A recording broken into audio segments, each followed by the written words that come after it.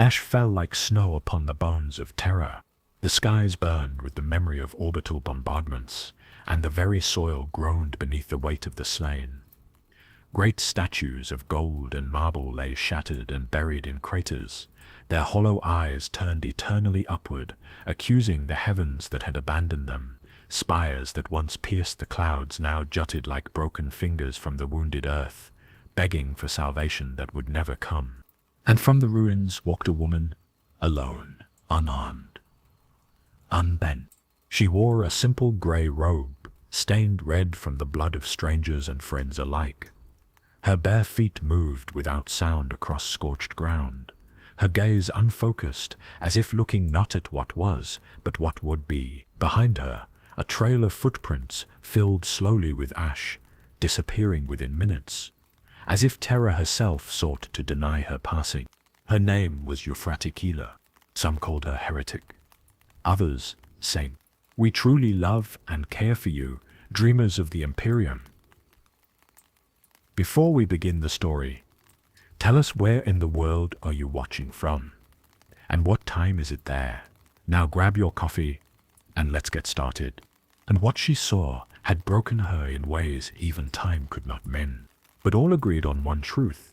She had seen something no mortal was meant to see. And in the center of it all, Euphrati knelt beside a child's corpse, her fingertips pressed against its brow. Her lips did not move, yet a whisper filled the air, a whisper no ear could truly hear. Smoke curled from the ruins of a shrine, its altar still glowing faintly from plasma fire. Dead guardsmen lay scattered, their bodies twisted into prayer even in death.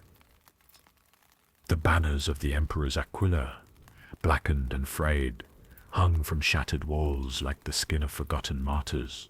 The day Euphrati Keeler became more than a woman began not with glory, but with the silence after battle. A moment later, the child gasped, a cough, a cry, and the soldiers who had watched silently dropped to their knees, weapons forgotten, eyes wide with trembling awe. They had seen miracles before. The Emperor's own angels, the Astartes, were walking miracles of flesh and gene law. But this was different. This was holy. Keeler did not smile. She did not weep. She simply stood, her eyes distant and sorrowful. "I am not your savior," she whispered, barely audible. "I am only the warning." Long before the ruin of terror, Euphrati Keeler had been a remembrancer, a chronicler of wars, a poet assigned to follow the Astartes and record the glories of the Great Crusade. Back then, she believed in the Emperor's truth, that faith was a lie, that superstition was the enemy of progress. She believed in the light of reason, but reason had no answers for the things she saw. No answer for the visions in her dreams, of sons weeping blood, of golden thrones drowning in screams, of her own reflection speaking in a stranger's voice. The warp whispered to her, first in symbols, then in voices, then in name. She tried to silence it, with logic, with prayer, with drugs, but it had already begun. She began to pray, not to the Emperor she had met, cold, brilliant, godless, but to something deeper, something beyond him. And in her silent hours, Keeler felt it, something ancient, stirring within her. Something not of the Imperium, and yet destined to be its soul. And it began to answer. It was then she was named the living saint. Years later, when the galaxy cracked beneath the betrayal of Horus, Keeler found herself on Isfahan III, trapped among the dying, forgotten by the great and powerful, and in that place of horror and ash, she performed her second miracle, shielding soldiers with nothing but her hands and her will. But even then, she did not believe. Not fully. She saw Lorgar kneeling before a throne of bone. She saw Sanguinius shattered like glass in the blackness of space. She felt the Emperor's silence like a blade in her spine. Her visions grew more terrifying, and she could no longer tell where the future ended and her own madness began. She saw herself crucified upon a broken Aquila, the stars burning behind her. Now in the final days of the siege, Keeler wandered the ruins of the cradle of mankind. No soldiers guarded her. No hymns followed her footsteps. She had fled those who sought to chain her, to weaponize her faith into doctrine. What good was a saint? She had once asked, when the gods no longer listened. The truth that burned within her heart was no longer glory. It was grief. The emperor sat upon his golden throne, half dead and never speaking, sustained by lies and the souls of 1,000 psychers per day. And in that silence, Keeler heard everything. She walked into a ruined chapel, its roof gone, statues broken. The only light came from the burning spires above. And there, she knelt, alone, not to pray, but to beg. "Show me," she whispered, "if you are real, not the man, not the god they made you, but you, then show me." And for a moment, just one heartbeat, the warp did not whisper. The air stilled. The stars blinked. It sang. When Euphrati opened her eyes, she saw the stars alight, not in flame, not in ruin, but in purpose. Every death, every betrayal, every broken oath, all of it had led to this, to a moment when one human, not a primarch, not a god, would choose to keep believing, even when nothing remained. And in that choice, there was power, not of war, not of miracle. Far above her, in the high halls of the Sigillite, Malkador watched her through psychic channels, but of meaning. Malkador did not look away. "She is necessary," he said softly. "In the age of broken gods, belief itself is a weapon." "She is dangerous," muttered a robed inquisitor beside him. "A beacon for cults and heresy." He turned, "And we are running out of blades." Below, Keeler rose, and though her limbs trembled, her voice was clear. "Tomorrow," she said to no one, "I will die, but not today." And she smiled. And in those years, Euphrati Keeler believed in clarity. She had stood on the shattered plains of Olanor, recording the victory of the emperor and his sons. She had walked the cold steel corridors of the word-bearers' warships, taking silent note of their prayers whispered too quietly. Too often, she had shared wine with custodians, debated faith with logicians, and listened, always listened, to the cracks forming in the truth the Imperium told itself. Before she was a saint, she was an observer, a listener, a documentarian wandering the endless warpath of gods in armor. Before the flames, before the miracles, before the burden of sainthood, Keeler simply watched. That was her curse, and her gift. Luna, the moon of Earth, cold, cratered, and wrapped in fortified bastions.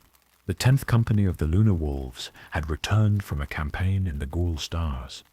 Their armor was streaked with blood, not their own. Their eyes, gene-sculpted, flawless, were cold, expressionless, like statues made to kill. It was here that Keeler first saw what lay behind the masks of angels. Keeler sat cross-legged in the apothecarium, sketching one of them in charcoal. The Astartes did not notice, or pretended not to. "Too broad in the shoulders," came a voice behind her. She turned. It was Rondon, a captain in the Lunar Wolves, his armor unhelmed, his face bearing a jagged scar across his cheekbone. He smiled like a soldier who had seen too much and still hoped to see more. She smiled back. "The charcoal lies. Or maybe I do," he chuckled. "You see too much." They talked, as they often did, about art, about mortality, about what it meant to fight for an emperor who denied his own divinity. "I see it exactly enough." Later, when she would remember his death, it was not his wounds she recalled. It was his laugh. The way he stood slightly crooked when he listened. The way he believed in her when she stopped believing in herself. Keith had feelings for him. She never said it aloud, and neither did he. But there was something there, a connection deeper than oaths, quieter than love.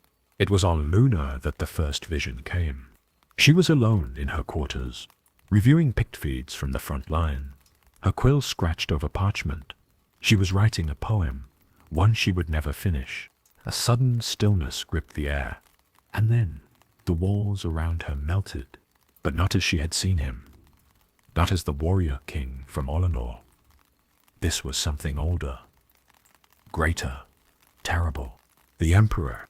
She stood in a chamber made of gold and screaming metal, where time did not flow and stars spun backwards. At the center sat a throne, vast, alive, pulsing like a heart. Upon it sat a figure, cloaked in fire, bound in silence. She tried to speak. Her tongue burned away. She tried to flee. And in that silence, the emperor raised a single hand. Her legs turned to dust, not to bless her, but to warn her. She awoke with blood in her mouth and ink across her hands. Her poem was gone, her drawings torn. Only one phrase remained, etched again and again into her parchment. The throne drowns in blood. She did not show it to anyone. In the weeks that followed, the visions grew. Not yet. She began drawing symbols she didn't recognize, reciting names she'd never learned. Malcador, Erebus, Lorgar, Horus. The future slipped beneath her thoughts like oil, underwater. She saw Lorgar bathed in fire, kneeling before a black star. She saw Malcador whispering lies into the ears of the High Lords. She saw herself, again and again, burning. She went to her mentor, Karl Sinderman. He was older, careful, a rationalist at heart, but he cared for her like a daughter. "I'm seeing things," she confessed. "You're tired." "No. I'm knowing things I haven't lived yet." Sinderman frowned. "Dreams mean nothing, Euphrati. They're not dreams. I once believed that knowledge would save us," he said finally. "Now I think it only makes the fall slower."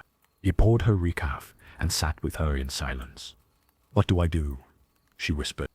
You survive. You observe. "But don't believe." Not yet. But belief had already begun to bloom in her. Quietly, like a thorn growing in the dark, the Astartes disturbed her more and more. The way they obeyed without thought. The way they smiled without want. She saw them as what they were, not heroes, but weapons. Children shaped into monsters for a dream no one could define.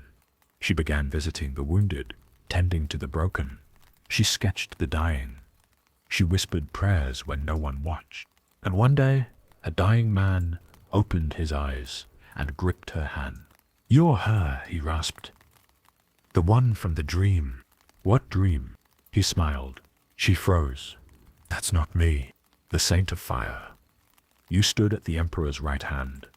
Your eyes were stars, and died." Keeler began to change. She no longer recorded battles. She watched the spaces between them, the quiet moments, the fractures in the Astartes' discipline, the horror they buried in efficiency. She saw another execute a wounded child because of a genetic anomaly, and then vomit in his helmet. She did not sketch that. She saw one warrior kneeling in a chapel he was forbidden to enter, weeping silently. She sketched him, then burned the page. She only watched and remembered, and beneath it all she prayed, not to the emperor, but to the idea of mercy. It was Lorgar who noticed her first. "You feel it, don't you?" Lorgar said, appearing beside her like a ghost in armor. "The lie." On Monarchia, after the city was annihilated, Keeler wandered the ashes. Her face was grey, her eyes empty. She did not weep for the broken spires. She wept for the silence that followed. He smiled softly. "Worse." She stared at him. "It's not a lie.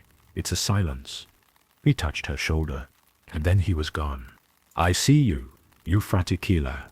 I see you clearer than they ever will. One day, you will choose, and your choice will shape God." She never told anyone about that moment, but she would dream of it often. Sinderman noticed. So did others. A few whispered. Some feared. She began keeping her sketches locked away. Symbolic patterns began appearing in her art. Halos, thrones, burning stars. She drew herself standing atop Terra, arms raised, weeping golden tears. But Keeler kept going.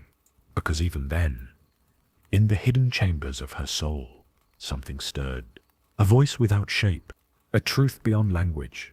The last sketch she made on Luna was of a tower wrapped in chain, and the knowledge that soon the galaxy would burn. At its top, a woman knelt, eyes blindfolded, hands clasped in prayer. From her mouth poured light. Beneath her, the chains began to break. She burned it, not because it was false, but because it was true. And some truths Euphrati Keeler knew were not meant for parchment. The ashes of Monarchal never settled, not truly. They clung to the soul more than the skin. A dust of memories and pride, of sacred spires crushed beneath the heel of a brother's order. It was said the city had once sung with prayer, luminous hymns rising from alabaster temples into the void, an entire world worshipping the emperor as divine. Now nothing remained but silence and broken columns, and Euphrati Keeler stood amidst it, charcoal in hand, sketching the ruins that no picture capture could do justice to. It was not the destruction that haunted her. It was the deliberate nature of it. The element had raised it stone by stone, brick by brick, until even the shadows had been scrubbed away. This was not the fury of war. The word-bearers did not speak of their grief, but it bled from them in every motion. This was erasure.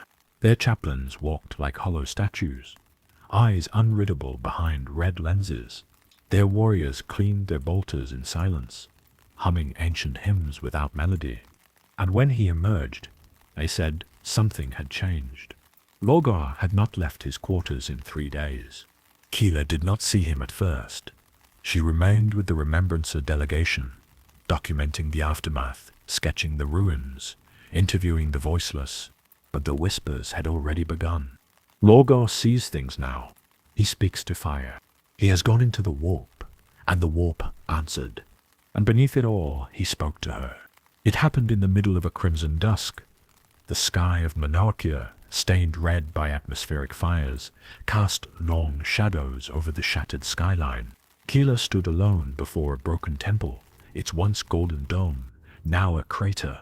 She was sketching a fallen statue, an angel with half its wings torn off. The expression on its face was serene, accepting, like it had always known this day would come. Footsteps approached, too heavy to be mortal, too soft to be hostile. "You draw it well," came a low voice, as smooth as silk dragged across stone. She did not look up. She finished her line, then turned. He was bareheaded, his features elegant and terrible, a poet's face etched into a warrior's skull. His eyes shimmered faintly, not with light but with depth, like twin voids veiled behind thin glass. Lorgar Aurelian stood before her. "My lord," Keeler said, bowing slightly. "There is no need for that." His voice was gentle, reverent. "I have come to thank you." "For what?" "For seeing." She tilted her head. "I am a remembrancer. That's what we're meant to do." "No," he said softly. "Most record what they are told to. You see what is hidden." He knelt beside her, picking up a piece of her charcoal. "I remember your words at Olanor," he said, "when you described the Emperor not as a man, but as a sun that burns what it touches. Do you remember?" She did, but she remained silent. "He read that," Lorgar whispered. "The Emperor. He read your words and said nothing, but I saw his face when he did." "Fear." Keeler narrowed her eyes. "And what did you see?" The word struck her like ice. "The Emperor fears faith, Euphrati Keeler, because faith cannot be controlled." He stood, brushing the charcoal dust from his hands. "And you are dangerous, because your faith is pure. Not like mine, not born of need, but born of revelation." She shook her head. "I don't know what I believe." After that encounter, something inside her began to rot, not in the way of sickness, but of transformation. "But you will," Lorgar said, stepping back into shadow. "You will." The warp whispered louder now. Her sleep became fragmented, torn by dreams of fire-wreathed figures and ruined thrones. In one vision, she stood on Terra, its skies blackened, its soil running with molten gold.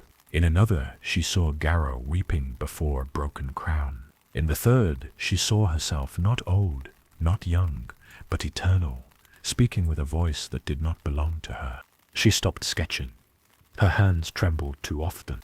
She stopped writing. The ink bled from her pages in strange, curling symbols. She began to pray again, not to the Emperor, not any more, but to the idea of meaning. She no longer asked for mercy. She asked for clarity. She found Randin again on the surface of Saibari. Weeks later, he had been promoted.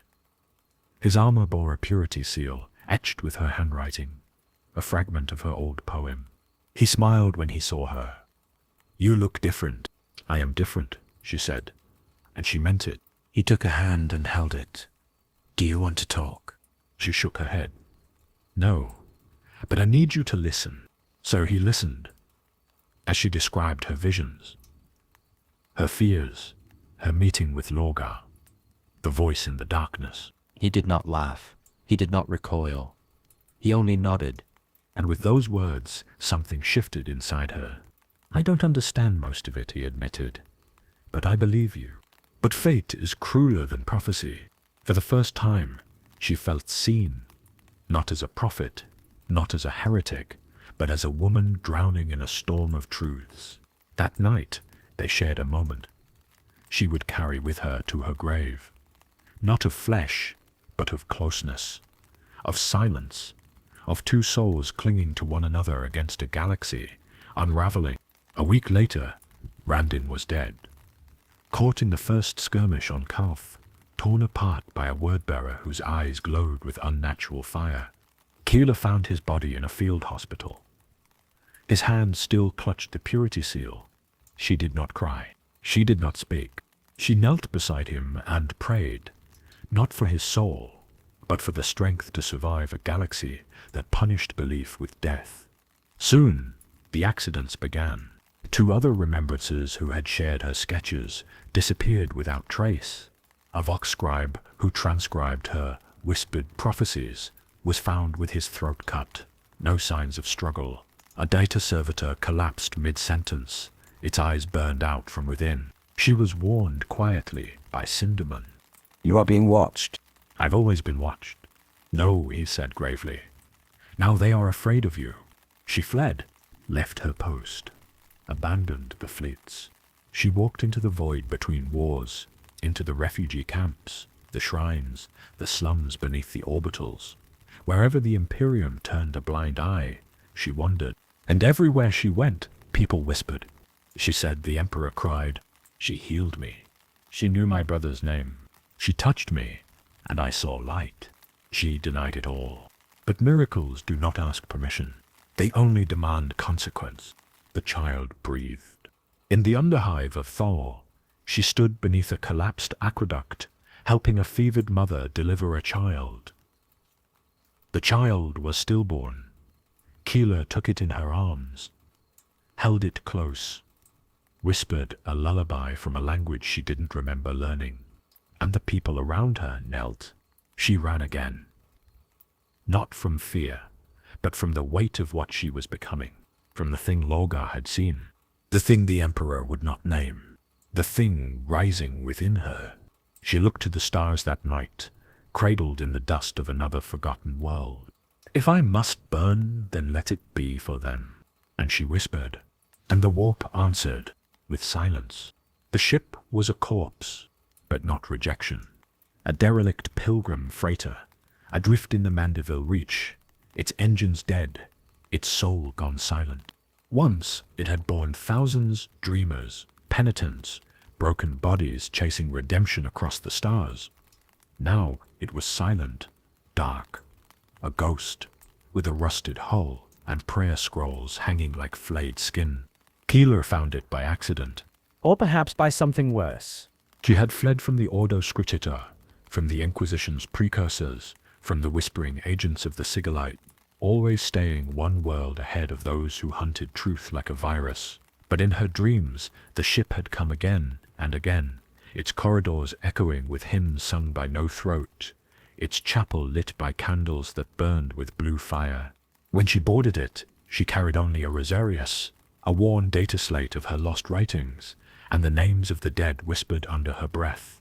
She expected madness. Instead, she found them. There were 47 souls aboard, survivors, squatters, scavengers, but not broken, not mad, not feral. They called themselves the Quiet. A cult without doctrine, a choir without voice.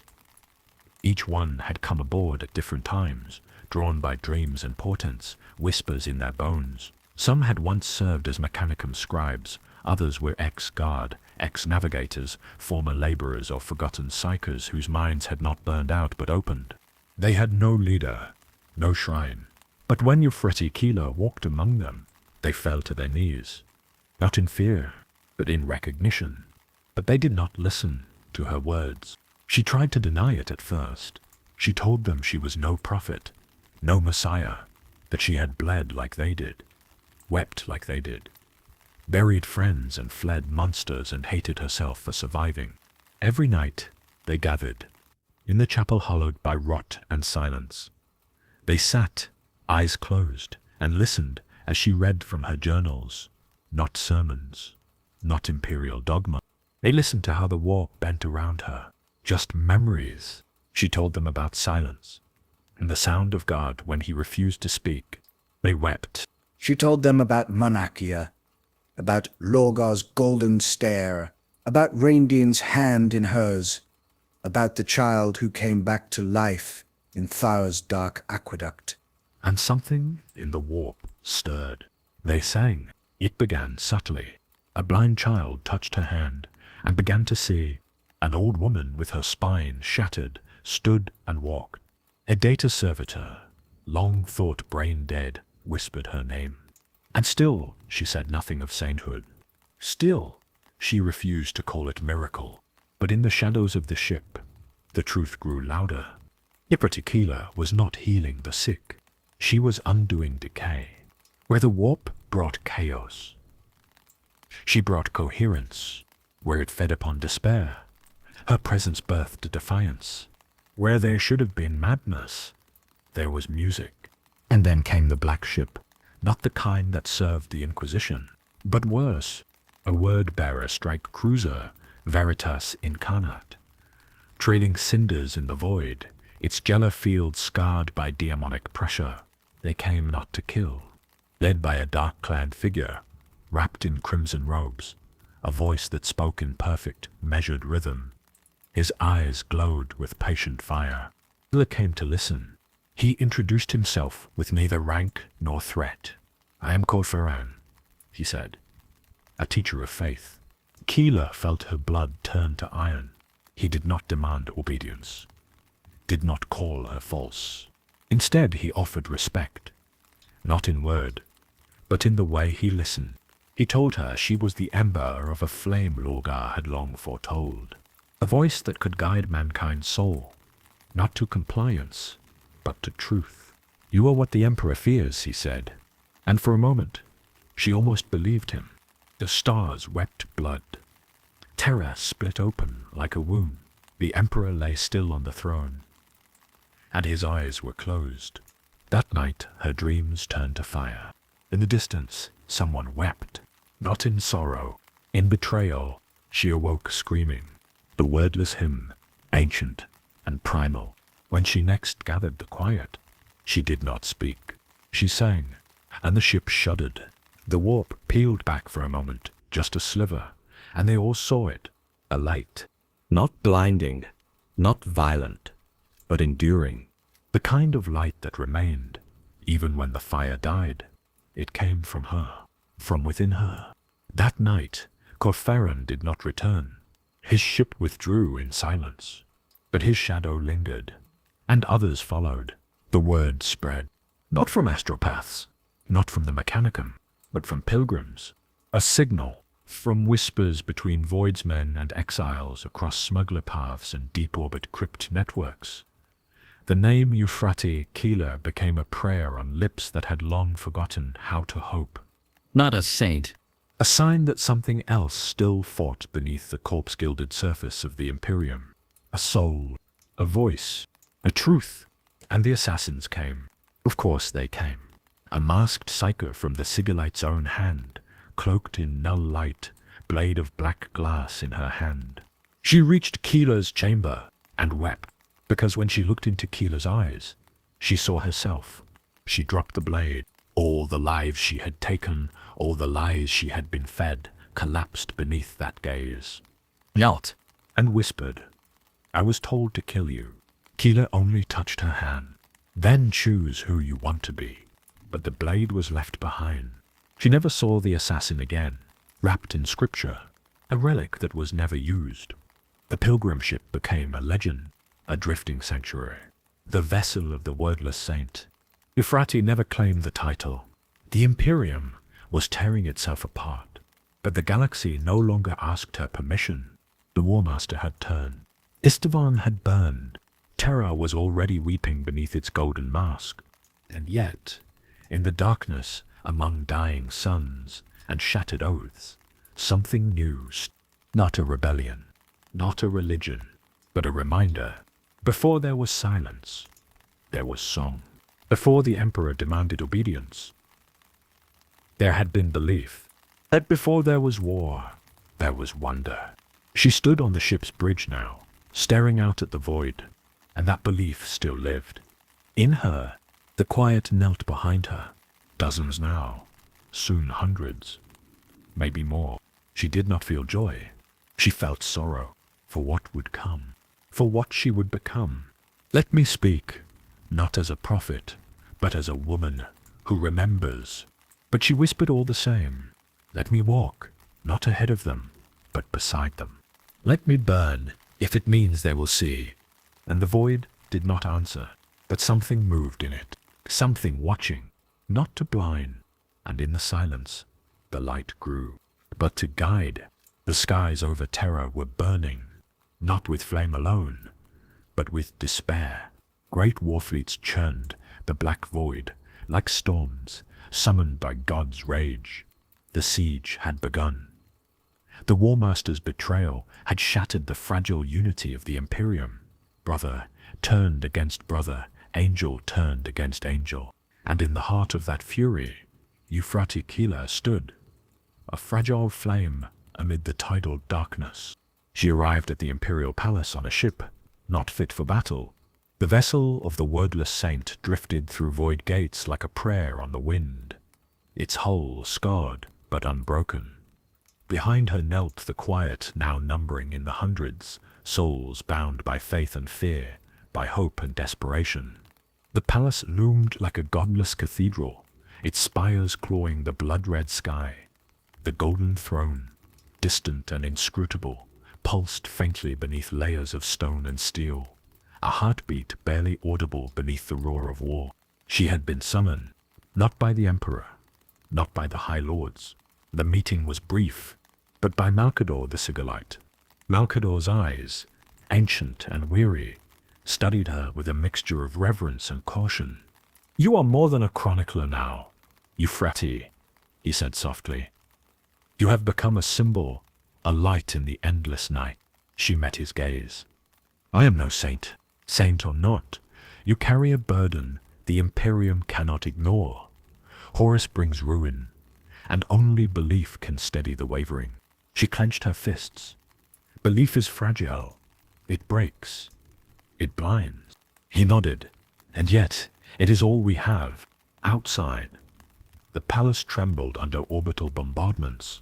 The sound was a distant thunder, echoing through corridors lined with portraits of forgotten heroes and shattered dreams. Keeler walked the halls alone, her footsteps swallowed by the vastness.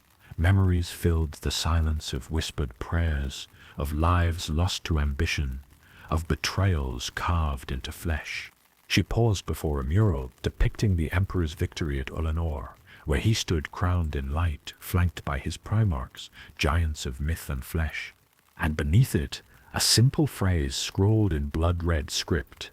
"We are not gods." Her mind drifted to Nologa. His fall from grace was more than a betrayal. It was a prophecy realized. His faith had become a weapon, and now that weapon tore at the fabric of mankind. She wondered if he remembered their last meeting, the way he had spoken of the Emperor's fear of faith, a fear that now seemed to consume everything. Was she the remedy or the poison? The siege deepened. Horus's forces pushed ever closer, their war cries a chorus of damnation. Loyalists faltered. Doubts crept into the hearts of even the strongest. There, she knelt and prayed, not for victory, but for clarity. And in the midst of the chaos, Keeler found herself drawn to the chapel beneath the palace, a sanctuary untouched by time, bathed in flickering candlelight and shadows. For a reason to believe, for a sign. Days passed like nights, and nights like endless voids. Then came the first miracle. Word spread swiftly.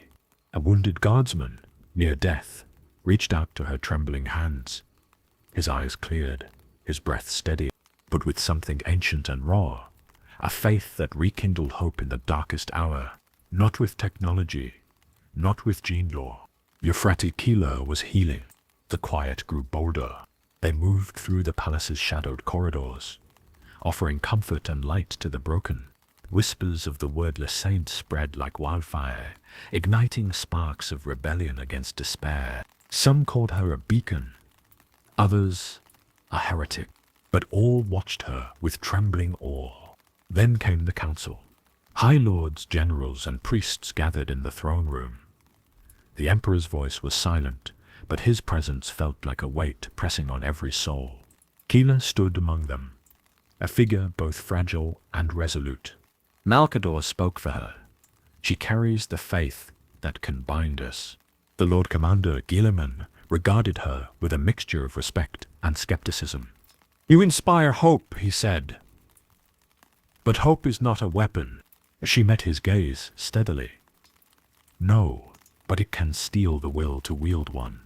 The decisions made that day rippled through the Imperium. Reinforcements were dispatched, defenses reinforced, and Keeler was given a new purpose, to be the Imperium's living symbol of faith amid the storm. A mantle heavy as the weight of stars.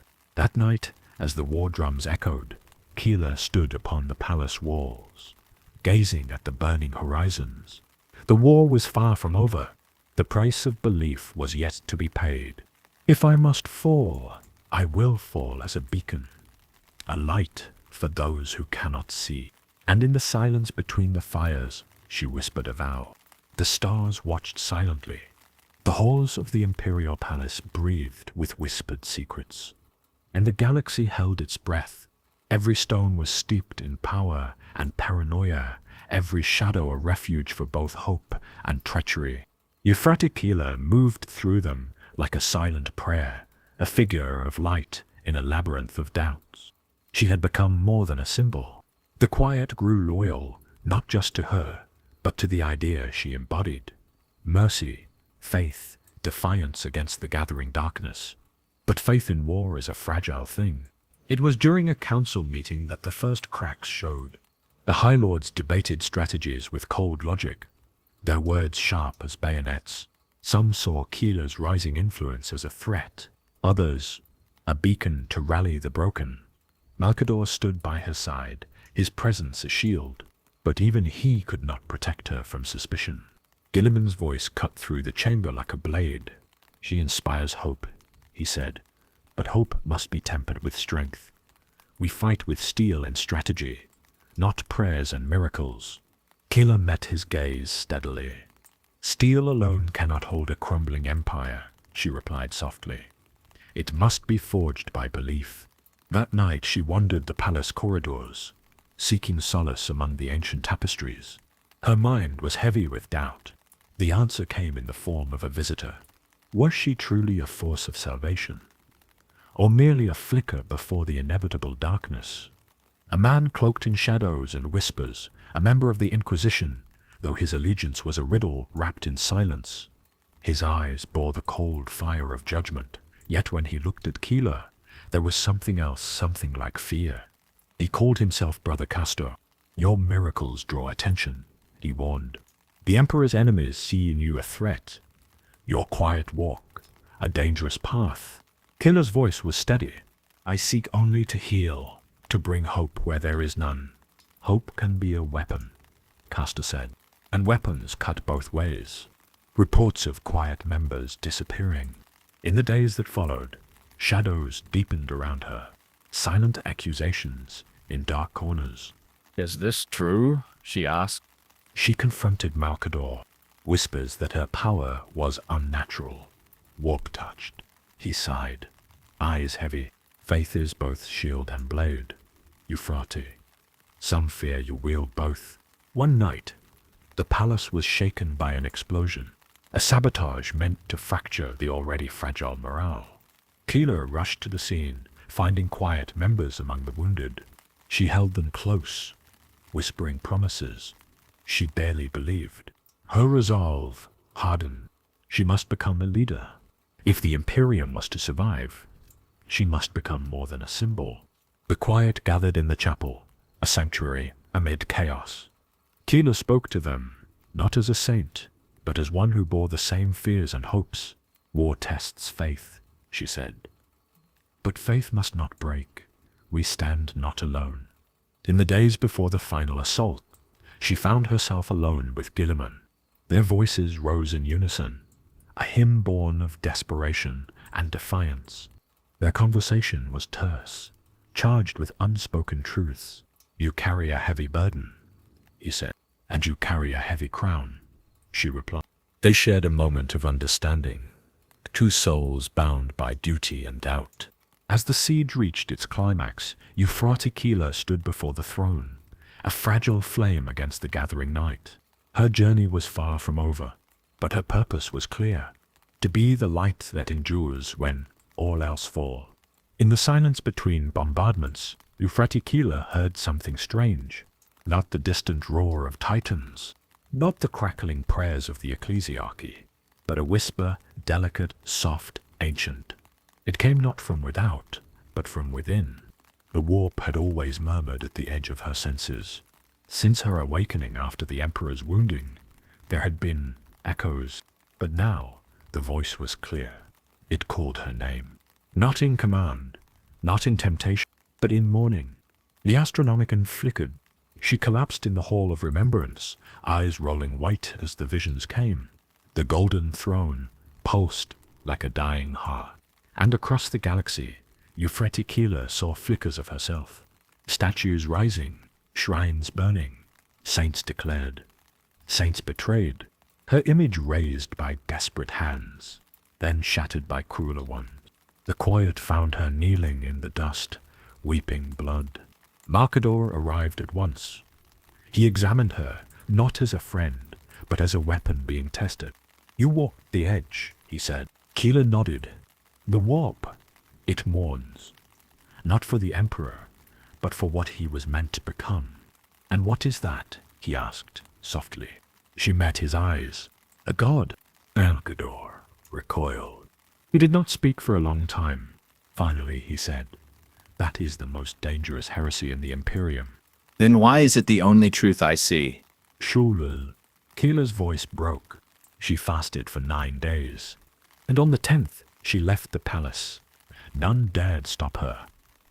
The custos watched her with unreadable eyes, but did not move. Outside the walls, terror was madness. She walked among them, as one of them. War had chewed it down to the bone. Nobles hiding in ruins, scavengers bowing to saints, made of garbage and gold. They recognized her, and some knelt. She did not tell them to rise.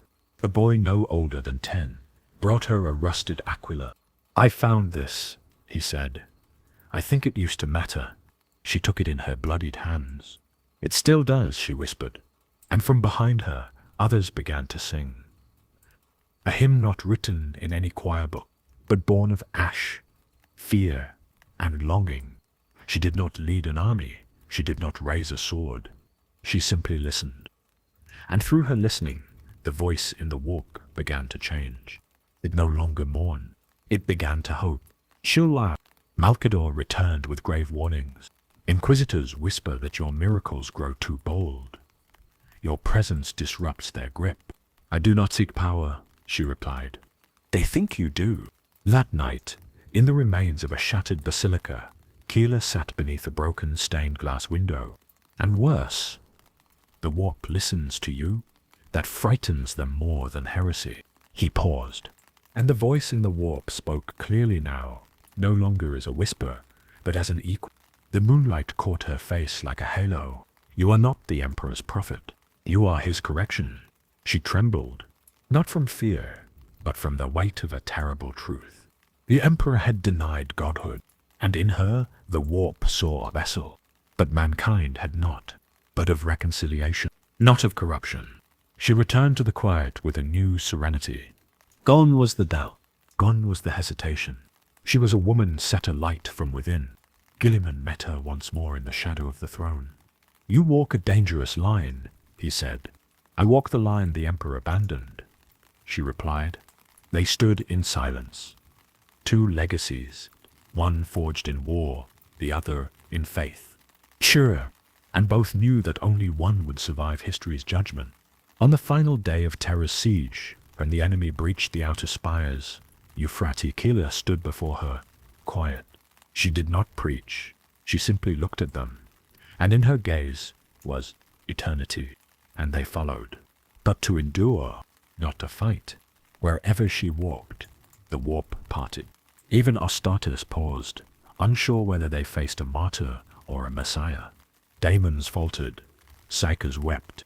The enemy did not know her name, but they feared it, and on the final hour, in the deepest catacombs beneath the throne, when the light of the Astronomicon failed for 7 full heartbeats, it was her voice, not the Emperor's, that held the galaxy together.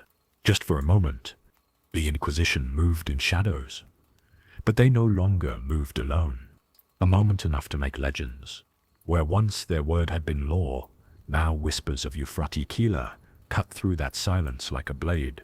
She was not proclaimed. She was believed. Her miracles were no longer isolated. A dying astropath kissed her feet and rose, weeping, vision restored. An entire hubblock choked by a warp plague was healed in a night of candlelight prayer and bloodless hands. None could explain it. Surely, and that terrified the High Lords more than any daemon. In the Black Library, a conclave was called, not of books, but of verdicts. 6 inquisitors of the Ordo Hereticus gathered. 3 had already condemned her in silence. 3 argued for caution. 1 rose in silence. A woman in midnight robes, her left eye replaced with a lens of obsidian. She has become more than symbol, Inquisitor Fane said. She has become necessary. Then she must be ended, spat another. Before the people decide, she speaks with the throne's voice. Fane stared at the sigil of the Aquila carved above them. She does not speak for the throne, she said.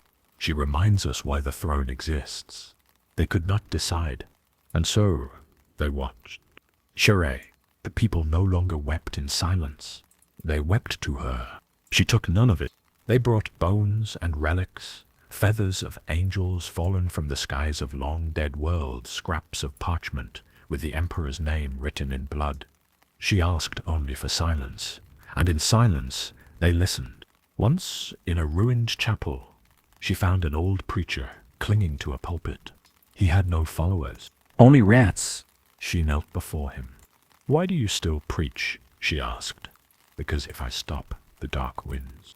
He looked down, eyes milked by blindness. She touched his hand. I'll preach with you.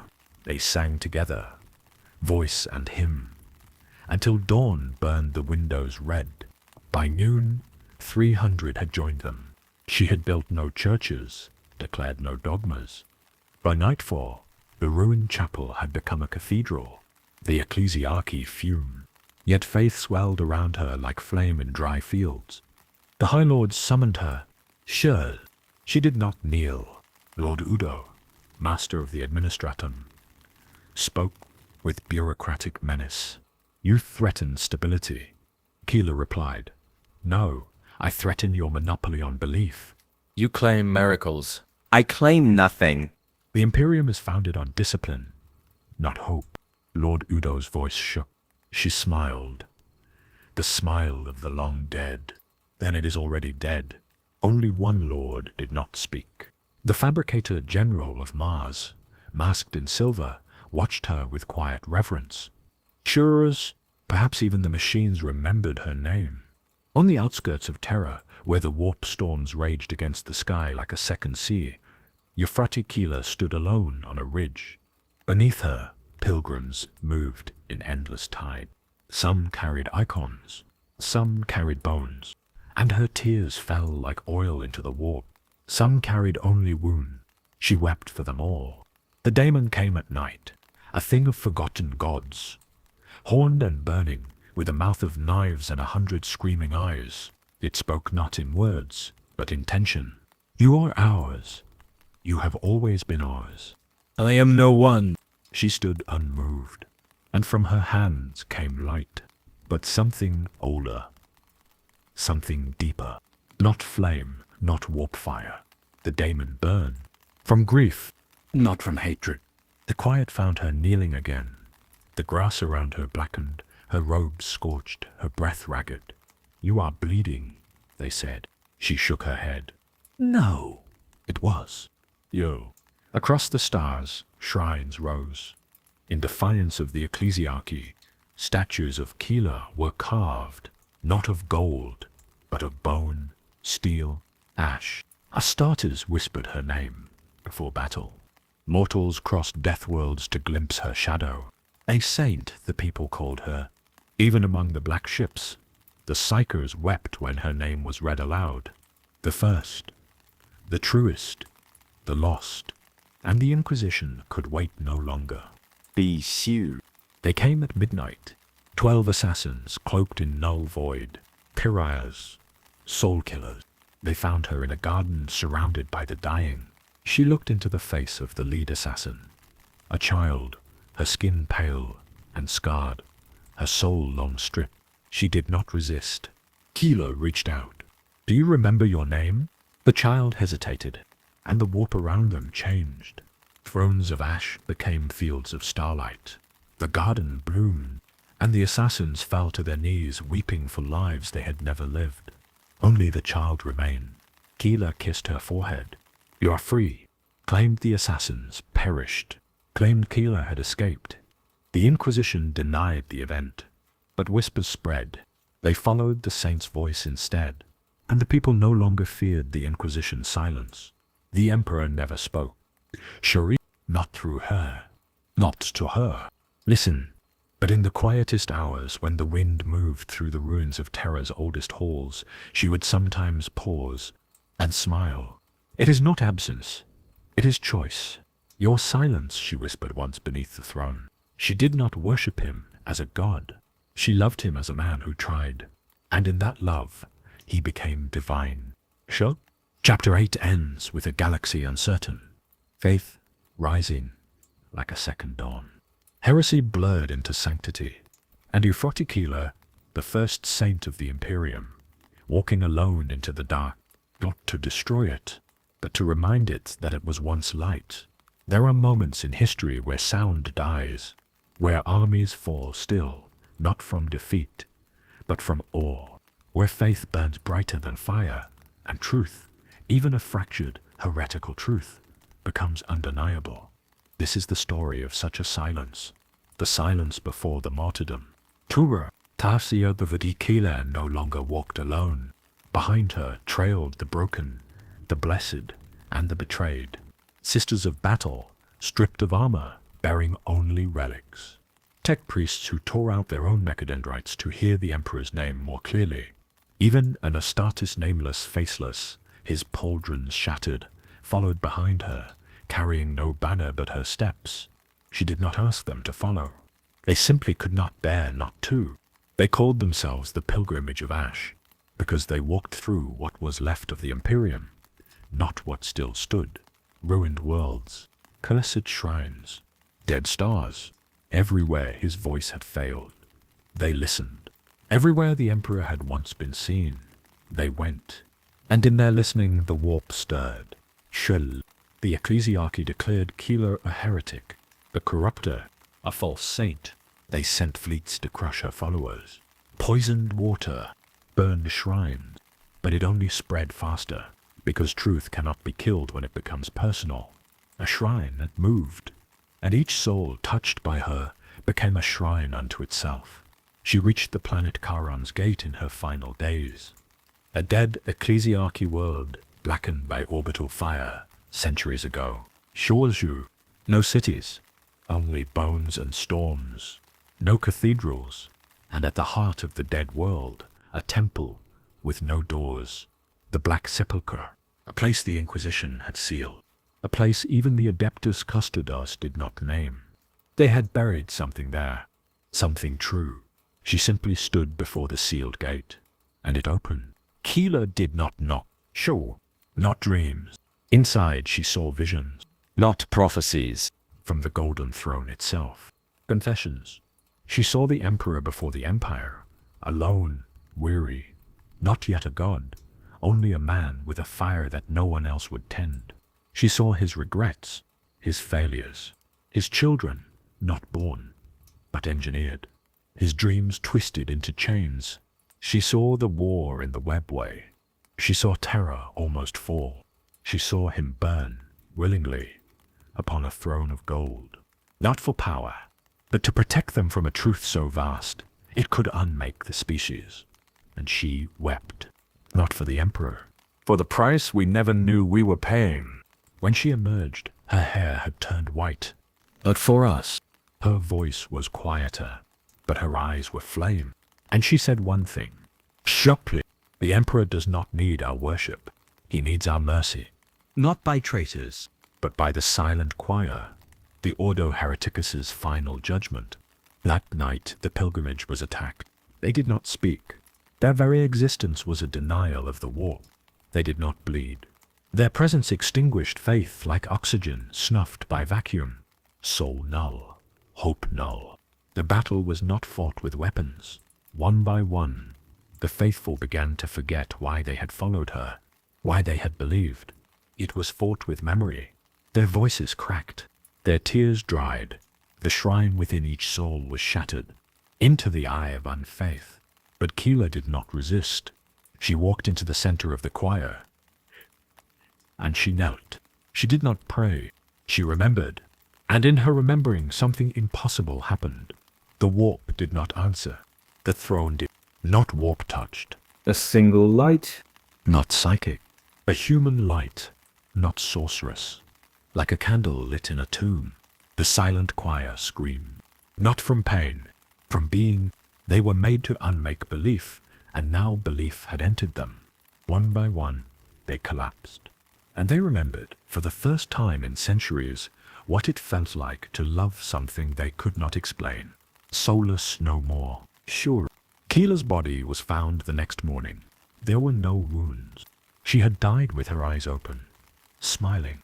No poisons. In her hand was a scrap of parchment. She had simply ended. No psionic residue. A prayer never written before. The last words read, "He forgives us." The ecclesiarchy called it a trick. Even now, the Inquisition claimed it was a Xeno lie. The Black Sepulchre vanished. The Mechanicus called it data corruption. But none could explain what happened next. Gone. Not destroyed. And in its place, pilgrims began to see stars. Stars long dead returning to the sky, as if the galaxy itself remembered hope. Sure, but she was believed. She was never canonized, and so shrines still rose in caves in orbital wreckage in the corners of dying worlds where no priest would go. Only a single phrase etched into metal, bone, or glass. They bore no name. She remembered for us. To this day, assassins are still sent to silence her name, to burn the shrines. But for each shrine destroyed, 3 more appear, to deny the miracles, not because of warp, not because of heresy, because of grief, because we lost the only person who looked at the Imperium and loved it anyway. To Jas. Chapter 9 ends not with battle. The silence of a martyr who did not scream, but with silence, not with prophecy. The silence of truth so gentle, it passed through the galaxy unnoticed, until it changed everything. In the farthest holds of the Imperium, where light bends strangely and the warp howls against the hulls of dying vessels, there exists a silence too deep for death. It is here, amidst the cryo-prisons of the black ships, that a ghost once whispered, not a daemon, not the ghost of vengeance, not a remembrancer, but a soul that refused to vanish, a soul that refused to burn, a soul that remembered us. Sure, it was not pain that caused them to shriek. In the deep vaults of a black ship known only as Threnody, psychers screamed in unison. It was the sudden absence of the Emperor's flame. The black ship still moved. The Astronomicon still burned. The choir still howled, but something beneath it all was missing. Some note in the divine symphony of suffering had ceased, and the void it left behind. They brought the navigator in chains. It spoke, blind, twitching, half mad with overexposure to the warp. A presence walks our shadow, the warp-born. And still, with a trembling voice, she confirmed it. Not Xenos, a woman. A name. She drew her third eye open with her own blood. A light. And in that moment, all within the chamber saw her. Keeler, but not as flesh. Not as saint. Seer. She had not returned. As remembrance. A resonance. Not truly. But her death had imprinted something. A wavelength of belief. Not in the Emperor, but in his mercy. And the warp, twisted mirror of all thought and soul, had no defense against this mercy, for it had been fed, for 10,000 years, on hate, faith, and suffering. Never forgiveness, Never grace. and now, in the echo of Keeler's last breath, that grace flowed, not like a river, but like a seed. It began in the psychers, the ones kept in chains, half-starved, flesh eaten by mutation, mind broken by whispers. They began to dream, and in those dreams, she came, not with salvation, but with recognition. She remembered their names, and in the warp where identity is death, this was an act of war. The daemons raged, and began to flee the ship, not because Keeler struck them, but because they no longer understood the shape of the souls they fed upon. The inquisitorial observers aboard Threnody sent stropathic distress calls. None returned.